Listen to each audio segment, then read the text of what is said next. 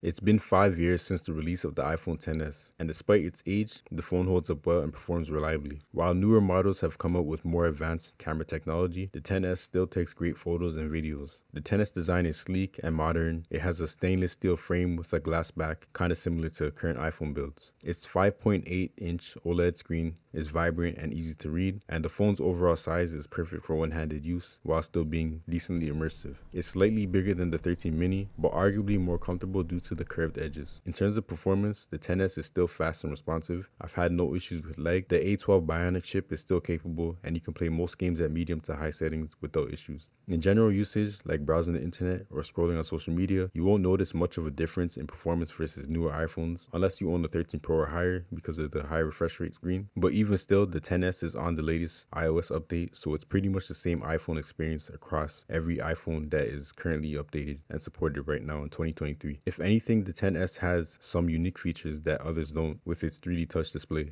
This was a feature that Apple dropped with the iPhone 11 series, but it still functions well on all the iPhones that have it and have been updated to the latest software version. 3D touch quickly allows you to do different actions based on how much pressure you apply to the screen. It's useful for replying to messages when they pop up as notifications, or using app shortcuts from your home screen without having to tap and hold as long. You can also adjust the pressure sensitivity or turn it off completely. This feature is nothing too crazy, but I do think it's underappreciated while it existed, and it's also kind of cool to experience it again in 2023. One downside to using an older model like the XS is the battery life. The battery life, as expected, is mediocre compared to recent flagships, and this is partly due to the size of the phone and its battery, but also because batteries degrade over time. However, because it's an older iPhone, that means that replacing the battery is a little bit more cheaper than recent iPhones, so you could do that. Another downside is that it doesn't have the best heat management and can quickly suffer from overheating or dying quickly in really cold temperatures, way faster than newer iPhones. The A12 processor is decent, but still not as efficient as the newer ones that Apple continues to put out, so you will consume more battery life when doing similar tasks to newer iPhones. In terms of photography and videography, the XS, like I mentioned, is pretty decent and can hold its own against 2023 smartphones. It lacks built-in stabilization and a night mode and an ultra-wide camera, but despite those shortcomings, I don't think your average person will have an issue with these cameras. Especially at this current price range, this is an amazing camera phone.